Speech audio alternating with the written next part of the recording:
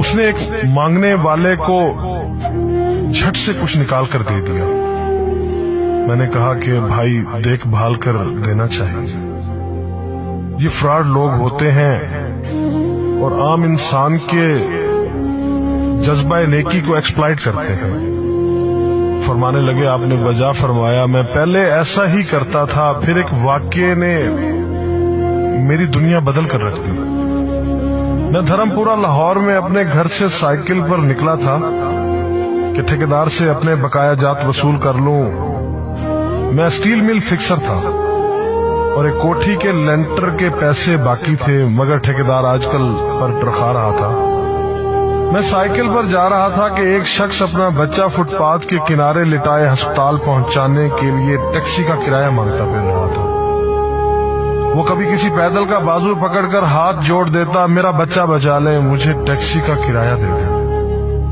तो कभी मोटरसाइकिल वाले को हाथ देकर रोकता, कभी किसी कार वाले के पीछे भागता कि वो कार में उसके बच्चे को अस्पताल पहुंचा दे। कोई रुकता तो कोई ना रुकता, जो रुकता वो भी उसे घूर कर देखता और आप वाली सोच कर उसे डांटता, काम करके खाने की नसीहत करता और आगे निकल जाता। मैं जो साइकिल साइड पर रोक के एक पांव जमीन पर टेके उसका तमाशा देख रहा था, अचानक उसकी नजर मुझ पर भी पड़ी। उसने मेरी साइकिल का हैंडल पकड़ लिया। भाईजान खुदा के लिए मेरे बच्चे की जिंदगी बचा ली, उसको सख्त बुखार है, आप नीचे उतर कर उसको देख तो नहीं, आपको यकीन आ जाएगा। आप देंगे तो शायद किसी और को भी एतबार आ जाए, मगर मैं भी आपकी तरह सोच रहा था। फिर जिस जारहाना अंदाज में उसने मेरी साइकिल का हैंडल पकड़ रखा था, लगता था कि इधर मैं साइकिल से उतरा और उधर वो साइकिल पकड़कर भाग जाएगा। मैंने भी उसे काम करके खाने की तलकीन की और पिछले जुमे में सुनी हुई हदीस उसको भी सुना दी। कमाकर खाने वाला अल्लाह का दोस्त होता है, और अपना हैंडल छुड़ाकर बुड़बड़ाता हुआ आगे चल पड़ा। हरामखोर हमें बेवकूफ समझते हैं। 2-3 घंटे के बाद जब मैं बकाया जात वसूल करके वापस आया तो वो अभी उसी जगह खड़ा मांग रहा था। बच्चे को अब वो सड़क के पास ले आया था और उसके चेहरे से कपड़ा भी उठा रखा था। वो धाड़े मार मार कर रो रहा था। अब वो बच्चे के कफन दफन के लिए मांग रहा था। मैंने साइकिल को रोककर पांव से नीचे टेका और मैयत के चेहरे की तरफ देखा। फूल की तरह मासूम बच्चा जिंदगी की बाजी हार गया था। मेरे रोंगटे खड़े हो गए। मैंने जेब में जो कुछ था बकाया जात समेत सब बगैर गिने निकाल कर बाहर फेंका, और इससे पहले कि उसका बाप मेरी तरफ मुतवज्जे हो, साइकिल उस तेजी से चलाकर भागा गोया सारे लाहौर की बलाएं मेरे पीछे लग गई। मैं घर पहुंचा तो मेरा बुरा हाल था। थोड़ी देर बाद मुझे बुखार ने आ घेरा। बुखार भी कुछ ऐसा था गोया मेरे सारे गुनाहों का कफारा उसी बुखार से होना था। घर वाले मुझे अस्पताल के लिए लेकर निकलते और मैं चारपाई से छलांग लगा देता। मुझे अस्पताल नहीं जाना था। मैं उसी बच्चे की तरह एड़ियां रगड़ रगड़ कर मरना चाहता था। 2-3 दिन के बाद बुखार को तो आराम आ गया, मगर मैं जहनी मरीज बन गया। मुझे लगता गोया मेरा अपना अकलौता बेटा जो 3री क्लास में पढ़ता था वो उस बच्चे के कफारे में मर जाएगा। मैंने बच्चे का स्कूल जाना बंद कर दिया। बीवी के बार बार इसरार के बावजूद मैं बच्चे को स्कूल तो क्या दरवाजा खोलने भी नहीं जाने देता था। 40 दिन गुजर गए थे और बच्चे का नाम स्कूल से कट गया था। वाइफ ने अपने भाई से बात की जो दुबई की कंपनी में कैशियर था। उसने मुझे बाहर बुलाने के लिए पासपोर्ट बनाने को कहा, मगर एक तो मैं शनाख्ती कार्ड भी पैसों के साथ निकालकर बच्चे की मैयत पर फेंक आया था। दूसरा, मैं खुद भी बच्चे को अकेला छोड़कर बाहर नहीं जाना चाहता था। वो 40 दिन कयामत के 40 दिन थे। 40वें दिन 10 बजे के लगभग हमारे घर का दरवाजा बजा। दरवाजा मैंने खुद ही खोला और सामने उस बच्चे के बाप को देखकर मुझे चक्कर आ गया। मुझे लगा जैसे हम दोनों आमने सामने खड़े खला में चक्कर काट रहे हैं।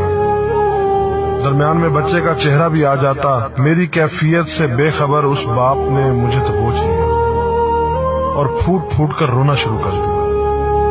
وہ کچھ کہنے کی بجائے میری ٹھوڑی کو ہاتھ لگاتا اور اسے چوم لیتا، جبکہ میں پتھر کا بت بنے اس کی گرفت میں تھا کہ اچانک مجھے جھٹکا لگا اور میری چیخ کچھ اس طرح نکلی جیسے کسی کو پانی پیتے وقت اچھو لگ جاتا ہے اور پانی اس کے منہ اور ناک سے بہہ نکلتا ہے۔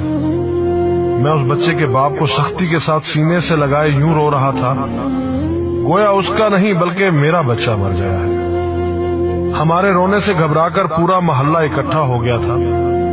آہستہ آہستہ 40 دنوں کا غبار نکلا، اس کو میں گھر میں لے کر آیا۔ محلے والے بھی آ گئے تھے جنہوں نے اس آدمی سے بہت افسوس کیا۔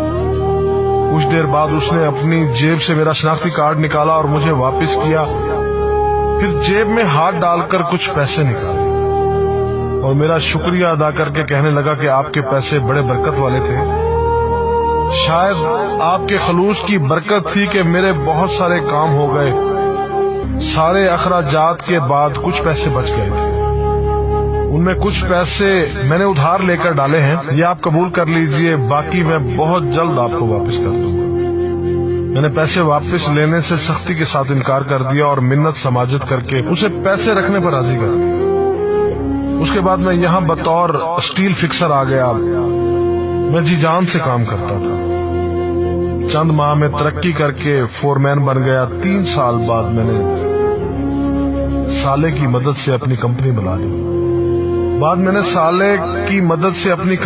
لی۔ اور اس بچے کے والد کو بھی اپنی کمپنی میں بلا لیا۔ آج وہ میری کمپنی میں فور مین ہے۔ اس بچے کے بعد اللہ نے اس سے 2 بیٹوں اور 1 بیٹی سے نوازا ہے۔ میں اسے آپ سے ملواؤں گا، مگر اسے سائیکل والا قصہ مت بیان کیجیے۔ وہ آج تک نہیں پہچانا کہ میری سائیکل روک کر اس نے مجھ سے سوال کیا تھا۔ وہ مجھے ولی اللہ سمجھتا ہے، جس نے اس بچے کی لاش دیکھ کر سب کچھ نکال کر دے دیا۔ قاری صاحب، اس دن کے بعد میں کسی کو خالی ہاتھ نہیں لوٹاتا۔ قاری صاحب، اس دن کے بعد میں کسی کا ہاتھ خالی نہیں لوٹاتا۔ تھوڑا سا دینے سے نہ وہ امیر ہوتا ہے اور نہ میں غریب ہوتا ہوں۔ بس دل کو تسلی ہوتی ہے کہ میں اس بچے کا خون بہا ادا کر رہا ہوں۔ رہ گئی لوٹنے کی بات تو قاری صاحب، ہمیں کون نہیں لوٹتا؟ جوتے والا ہمیں لوٹتا ہے، کپڑے والا ہمیں لوٹتا ہے، سبزی اور گوشت والا ہم کو لوٹتا ہے۔ اتنا لوٹنے کے بعد اگر کوئی ہمیں اللہ کے نام پر لوٹ لے تو شاید حشر میں ہماری نجات کا سامان ہو جائے کہ یہ بندہ میری خاطر میرے نام پہ لوٹتا رہا۔